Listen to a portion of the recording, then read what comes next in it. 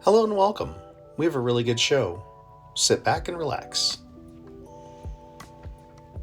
Welcome everybody to my very first episode. Episode 4. Makes a lot more sense calling my first episode 4 now than it did in 1977, but that's because the subject today is Bandai's Millennium Falcon from episode 5, but we'll ignore that for right now.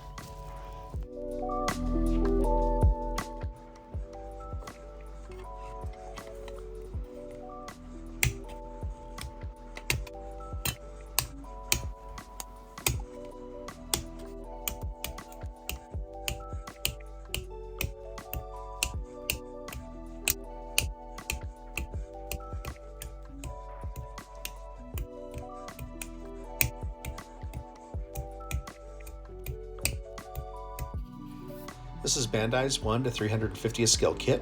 It has stickers instead of decals. It has instructions printed on the inside of the lid of the top box. 4 sprues contain roughly 15 pieces. We don't need that for right now, so we'll set it aside. The main difference between episode 4 and episode 5's Millennium Falcon is at the bottom of the ship on episode 5, there are 2 large protrusions toward the front of the ship. I don't know what they were intended to do for the movie, possibly modifications that Han Solo and Chewbacca had made to the ship, but for our purposes, it makes displaying on a desk a little bit easier and more stable.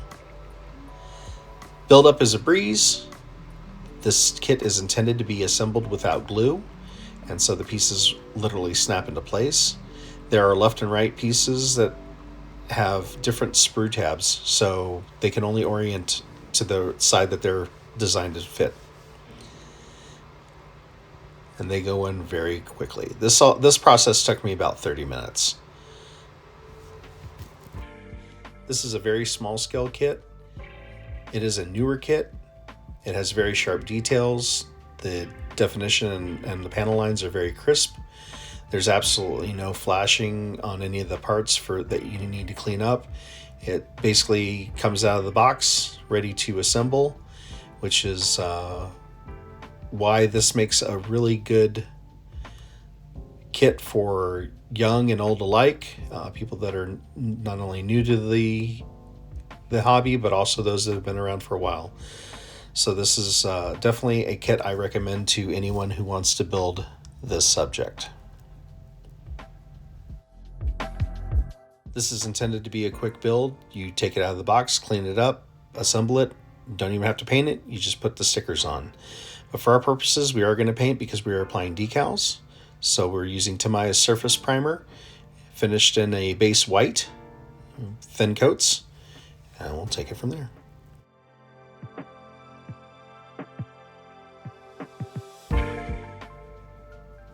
Did you ever hear of the tragedy of the Stellar Envoy? No, I thought not. It's not a story one normally hears. It's part of the expanded universe. The Stellar Envoy is what the Millennium Falcon was called before Lando Calrissian ended up with it. It is part of the expanded universe, but the question is it canon? Well, if it's on film, it is canon. And let's look at episode 3, Revenge of the Sith. And there it is, plain as day. No, not that one. Wait, just back up and look down a little bit. And there I am, right there. George Lucas intended this to be the Millennium Falcon all along, and some versions actually make it have these markings on it. So depending on which version you're looking at, these are the markings for the Stellar Envoy. These decals were found on eBay. They're provided by OtherWorld Models. Applying decals can be very easy. Water is all you need to release the decal from the film. However, in order to put it onto a painted surface, it's always good to use something like Micro Set. Decal set is very good to apply on the surface of a painted kit. You take the decal from the water, you put it to where it goes, and then just take out all the moisture with a brush or a towel or both. And as the piece is drying, you move on to the next decal. This large piece, I left the process intact so that you could see how hard it is to remove. Normally when you get a kit that's pre-made with the supplied decals, the film is cut so that all you have to do is dip that part of the sheet in there, release that one decal, and then put it where it goes. Whenever you buy aftermarket decals like these, they usually have the film go completely across the whole sheet. So you have to trim back the film all the way to the decal. So it's very tedious, it's very hard, and then when you have a very flimsy decal to work with, it can make this very difficult. So that's what Decal Set is helping you to do. It's helping to adhere closer to the model. This piece was not only a challenge to work with, but it is extremely thin. As it peels up from the surface, you can almost see right through it. It's very translucent. It reminds me of typewriter ribbon. For those of you who don't know what I'm talking about, then never mind. The history of the Stellar Envoy dates back before the events of Episode 1. The vessel was purchased by the Republic Group, which was a secretive organization that had members in the Jedi Order and the Galactic Senate. It was at this time that the Envoy's communication systems and hyperdrive had been updated. That's why it appears at the beginning of Episode 3. It's because it was actually stationed on Coruscant. Shortly after this, the Stellar Envoy was hit by a bulk freighter over Nar Shaddaa, causing massive critical damage to its entire frame, in which case it was finally junked. Here's another large piece of decal that required not only cutting, but also several minutes of manipulating and very liberal amounts of decal set. A quick image search online shows that no two Stellar Envoys are identical. This one on Sagan's page, please go check it out, it's very well done, shows a backdated YT-1300 freighter. The part that I was interested in is on the front, on the bow, there's a progressive chevron pattern. I haven't seen it on any of the other pieces, but it doesn't take very much modification of the bottom decal to put that on there, so I wanted to do it like that. Once all the decals have dried, it's good to go back over the decals one more time with something like Micro Sol. This is intended to help decals adhere more closely to the complex curves and features of planes, boats, spaceships, cars, whatever you're using that has a very complex pattern to where a decal goes. All you do is apply it and then wait for it to dry. Once it does, it has more of a painted on effect. And through the magic of editing, we have decals on the bottom. Once all the decal sol has been dried, we're going to go over it with a flat clear. Flat clear is a very thick substance, so make sure it's shaken really well, not stirred, and then very, very thin coats. What you want to do is make sure that we're protecting the decal and the painted surface. Once the decals have been protected, we're going to go ahead and take our surface primer, which was used as our base color, and we're going to decant it at the bottom of this aluminum can.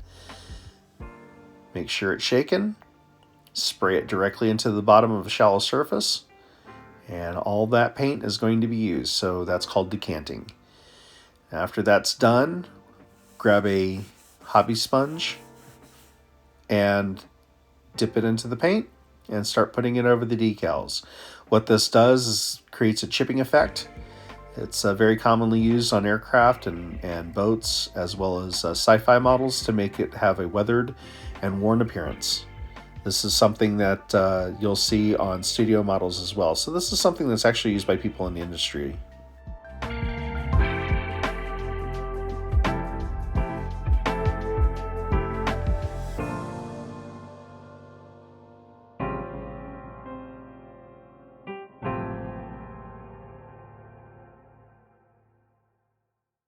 When doing this, it's important to take your time. Remember that this is a hobby that is meant for relaxing, for being creative, for expressing yourself in many different ways. So take your time, take a step back, look at what you're doing, and have fun.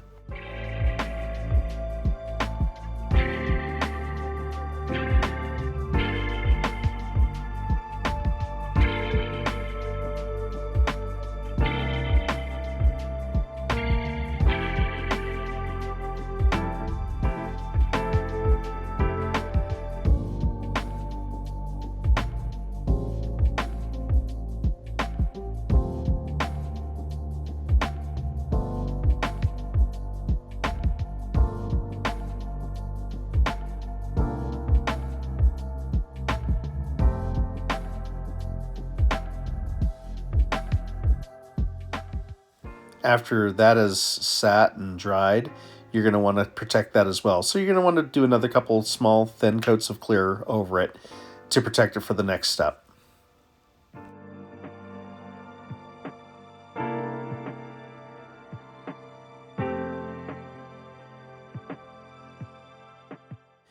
After the chip weathering has been protected by the clear coat, I'm going to take Model Master Silver and touch up the engines and the guns to give them a more realistic appearance.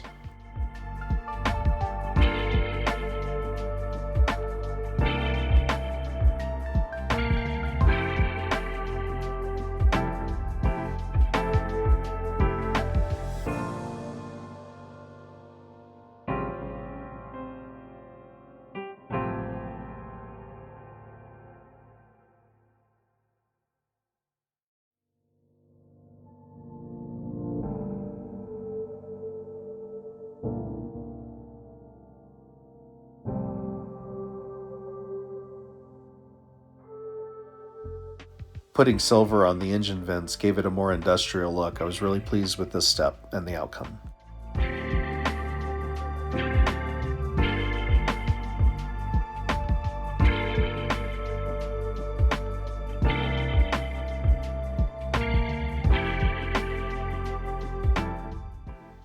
After about a half hour to an hour, the silver paint has dried and you can move on to the next step, which is panel line accent. This is also a Tamiya product. You can stir it up, shake it up. The brush is actually included with the top of the bottle. This is a wash that's intended to highlight all the details and the recesses, the panel lines, and even wash over the flat surfaces to give it a more weathered, dirty look.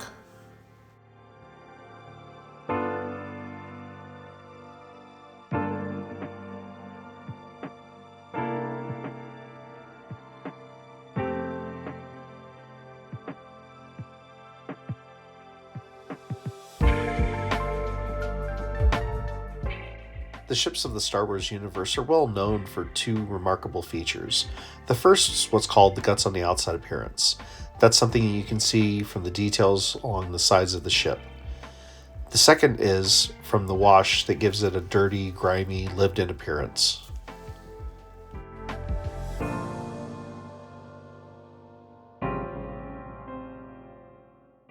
The last type of weathering that we're going to do is applying soot directly to the engine vents.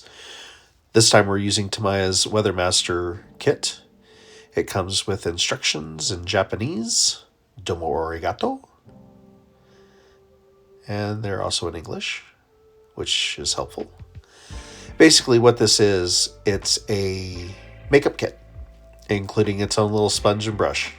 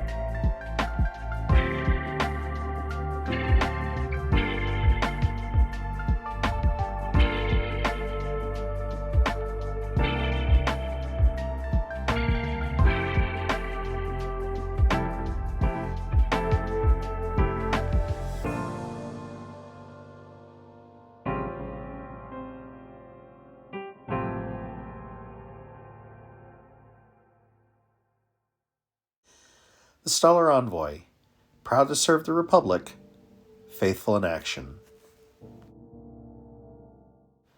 Thank you so much for watching. Let me know in the comments what your favorite ship from Star Wars is, or maybe from some other sci-fi franchise, and have a very good day.